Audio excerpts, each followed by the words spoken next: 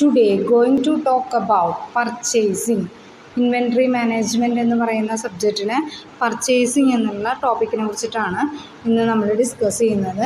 അതായത് inventory control and purchase മാനേജ്മെൻറ്റിൽ വരുന്ന മെയിനായിട്ടുള്ളൊരു പോർഷനാണ് പർച്ചേസിങ് എന്ന് പറയുന്നത്. Purchasing is the important function of material management. In any industry, purchase means buying of equipment, materials, tools, parts, etc. required for industry. Material മാനേജ്മെൻറ്റിൽ നമ്മൾ ചെയ്യുന്നത് buying equipments വാങ്ങും, materials വാങ്ങും, tools വാങ്ങും, പാർട്സ് വാങ്ങും. ഇതൊക്കെ നമുക്ക് ഇൻഡസ്ട്രിക്ക് ആവശ്യമാണ്. അതായത് ഒരു പ്രൊഡക്ഷൻ ഡിപ്പാർട്ട്മെൻറ്റിൽ അല്ലെങ്കിൽ പർച്ചേസ് ചെയ്യുമ്പോൾ അവിടെ നമുക്ക് മെറ്റീരിയൽ വേണം, അത് ഫങ്ഷൻ ചെയ്യാനുള്ള ടൂൾസ് വേണം, പിന്നെ പല പല പാർട്സുകൾ, ചില സാധനങ്ങളൊക്കെ നമ്മൾ ഉണ്ടാക്കുന്നതായിരിക്കില്ല, പാർട്സുകളായിട്ട് വാങ്ങുന്നതായിരിക്കും, പിന്നെ അത് പ്രൊഡ്യൂസ് ചെയ്യാനുള്ള എക്യുപ്മെൻറ്റ്സും വേണം. Purchase function varies with nature and size of the industry. ഇൻഡസ്ട്രിക്ക് അനുസരിച്ച് അതിൽ ഡിഫറൻസ് ഉണ്ടായിരിക്കും. സ്മോൾ ഇൻഡസ്ട്രീസ് ആണെങ്കിൽ this function performed by the works മാനേജറാണ് ചെയ്യുന്നുണ്ടായിരിക്കുക. And the large manufacturing concern this function is done by the separate department. Large manufacturing concern ഒക്കെ ആണെങ്കിൽ ആ സെപ്പറേറ്റ് ഡിപ്പാർട്ട്മെൻ്റ് ആണ് അത് ചെയ്യുന്നുണ്ടായിരിക്കും. പർച്ചേസ് ഡിപ്പാർട്ട്മെൻറ്റ് എന്ന് പറഞ്ഞിട്ടുള്ള ഒരു ഡിപ്പാർട്ട്മെൻറ്റാണ് ആ ഫങ്ഷൻ ചെയ്യുന്നുണ്ടായിരിക്കുക. The moment of buyer place an order commits a substantial portion of the finance of the corporation which affect the working capital.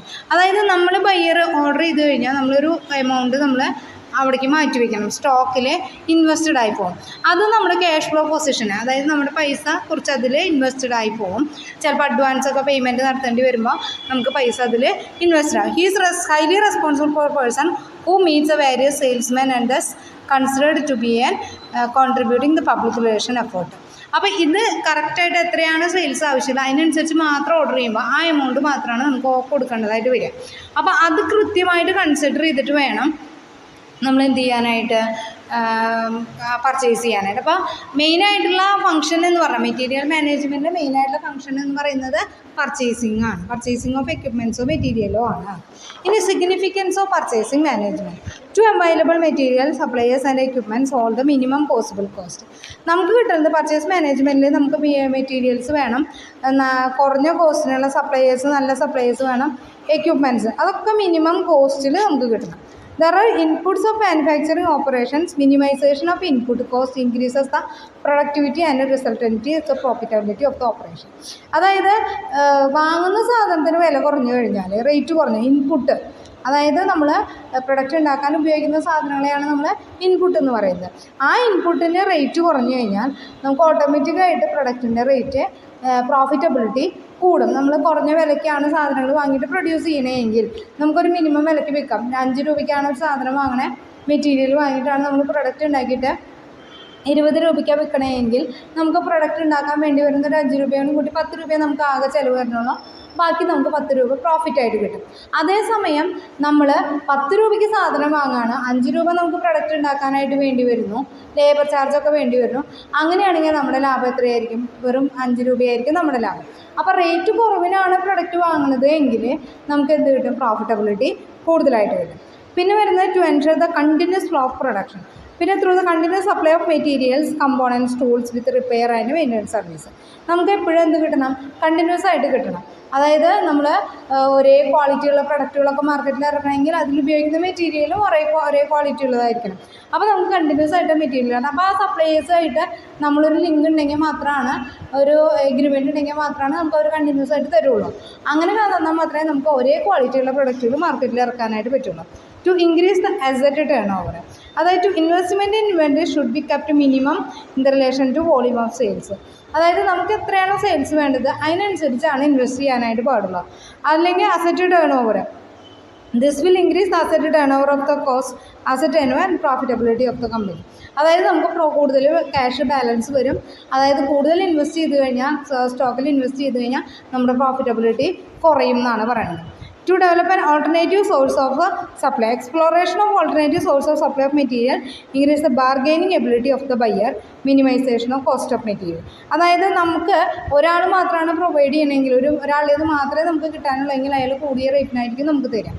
പക്ഷേ നമുക്ക് ഒന്നിലധികം ആൾക്കാരുണ്ടെങ്കിൽ, ബാർഗെയിൻ ചെയ്യാൻ പറ്റുമെങ്കിൽ, കുറേ ആൾക്കാർ നമുക്ക് പ്രൊഡക്റ്റ് പ്രൊവൈഡ് ചെയ്യുന്ന ആൾക്കാരുണ്ടെങ്കിൽ നമുക്ക് എന്ത് ചെയ്യും? മിനിമം കോസ്റ്റിന് ആ സാധനം കിട്ടും. To establish and maintain good relation with the suppliers. Maintains a good relation with the suppliers helps in evolving favourable image in the business circles. അതായത് നമ്മൾ എന്ത് ചെയ്യാണ്, terms and changing the reasons of price. അതായത് സപ്ലയേഴ്സുമായിട്ട് നല്ല relations ഉണ്ട്. നമുക്ക് material തരുന്ന ആൾക്കാരെയാണ് നമ്മൾ സപ്ലയേഴ്സ് എന്ന് പറയുന്നത്. അവരുമായിട്ട് നല്ല റിലേഷൻഷിപ്പ് ഉണ്ടെങ്കിൽ നമുക്ക് എന്ത് കിട്ടും, കുറഞ്ഞ റേറ്റിന് സാധനങ്ങൾ കിട്ടും, ചിലപ്പോൾ എണ്ണം കൂടുതലൊക്കെ കിട്ടും നമുക്ക്. അങ്ങനെയൊക്കെ നമുക്ക് കിട്ടാനുള്ള അതൊക്കെ നമുക്ക് എന്ത് കിട്ടും, പ്രോഫിറ്റബിലിറ്റി കൂട്ടും. To achieve maximum integration with other department of the company.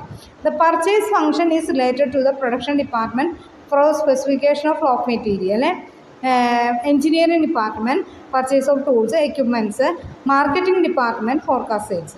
അതായത് ഇവിടെ നമുക്ക് എന്താണ് purchase function related to production department. എത്രയാണ് അവർക്ക് പ്രൊഡ്യൂസ് ചെയ്യാൻ പറ്റുക, ആ പ്രൊഡ്യൂസ് ചെയ്യാൻ പറ്റുന്നതിനനുസരിച്ചാണ് നമ്മൾ സാധനങ്ങൾ പർച്ചേസ് ചെയ്ത് വയ്ക്കാം. മെറ്റീരിയൽസ് ഇപ്പോൾ നമ്മളൊരു ദിവസം 100 എണ്ണമാണ് പ്രൊഡ്യൂസ് ചെയ്യാൻ പറ്റുള്ളൂ വെച്ചാൽ 500 എണ്ണത്തിനുള്ള മെറ്റീരിയൽ നമുക്ക് വാങ്ങി വയ്ക്കേണ്ട ആവശ്യമില്ല, 100 എണ്ണം അതിനുള്ള മെറ്റീരിയൽ വാങ്ങി വയ്ക്കേണ്ട ആവശ്യമുള്ളൂ. പിന്നെ അതേപോലെ തന്നെ എഞ്ചിനീയറിംഗ് ഡിപ്പാർട്ട്മെൻറ്റ് പ്രൊഡക്റ്റ് ഉണ്ടാക്കാനുള്ള ടൂൾസ് എക്യുപ്മെൻറ്റ്സ് അതൊക്കെ നമ്മുടെ കപ്പാസിറ്റി അനുസരിച്ചുള്ളത് വാങ്ങിയാൽ മതി. പിന്നെ ഫോർകാസ്റ്റ് സെയിൽസിനനുസരിച്ചാണ്, മാർക്കറ്റിംഗ് എത്രയാണ് സെയിൽസിനനുസരിച്ചാണ് നമ്മൾ മെറ്റീരിയൽ വാങ്ങുക.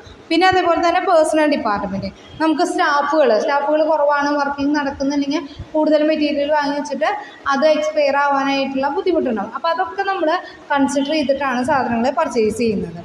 To train development personnel. പിന്നെ വരുന്നത് purchase department is manned and various type of personnel എന്ന് പറയുന്നത് പേഴ്സണൽ എന്നാണ് പറയുക, സ്റ്റാഫാണ്. The company should try to build the imaginative employee force through training and development. അവർ കറക്റ്റായിട്ട് ട്രെയിനിങ് കൊടുത്തു കഴിഞ്ഞാൽ ഫാസ്റ്റായിട്ട് അവർ പ്രൊഡക്റ്റ് ഉണ്ടാക്കും. അല്ലെങ്കിൽ നമുക്ക് മെറ്റീരിയൽസ് ആവശ്യമുള്ളതിനനുസരിച്ചുള്ള മെറ്റീരിയൽസ് വന്നാലും ഇവർ പതുക്കെ ഉണ്ടാക്കണമെന്ന് വെച്ചാൽ നമുക്ക് ആവശ്യമുള്ള പ്രൊഡക്ഷൻ ആവശ്യമായിട്ടുള്ള നമുക്ക് മാർക്കറ്റിൽ വിൽക്കാൻ ആവശ്യമായിട്ടുള്ള പ്രൊഡക്റ്റ് നമുക്ക് കിട്ടില്ല. Efficient record keeping and maintenance of management reporting.